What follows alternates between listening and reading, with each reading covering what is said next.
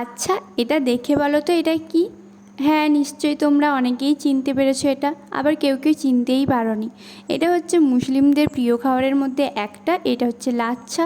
তবে এটাকে লাচ্ছা বলে না লাকছা বলে আমি ঠিক প্রপার জানি না। এবারে নিশ্চয়ই তোমরা বলতে পারো যে দিদি এটা লাচ্ছা বলে, তুমি কেন লাকছা বলছো? আসলে ইউটিউবে সার্চ করে দেখলাম এটাকে অনেকে আবার লাকছা বলেছে। নাম যাই হোক, খাবারটা তো একই, তাই না? আর এটা একদম সহজভাবে বাড়িতে বানানো যায়। তারা যারা বাঙালি রয়েছে তারা নিশ্চয়ই সিমই খেয়েছো, পুরোটাই সিমইয়ের মতো। শুধুমাত্র সিমইটাকে দুধের মধ্যে সেদ্ধ করতে হয়। আর এই লাচ্ছাটা হচ্ছে সবার প্রথমে গরম দুধ করে নিয়ে তারপর সেটাকে হালকা ঠান্ডা করে তার উপর ছড়িয়ে দিতে হয়। এবার আমি গরম দুধের মধ্যে কাজু বাদাম দিয়েছি, চিনি অ্যাড করেছি, তোমরা সেটাকে স্কিপ করতে পারো, তোমাদের মতো তৈরি করতে পারো। আর একদম কিন্তু গরম দুধের মধ্যে সাথে সাথে দিও না, তাহলে কিন্তু ঘেটে যাবে। তো চলো ফ্রেন্ডস, আজকের ভিডিও এই পর্যন্ত। টাটা।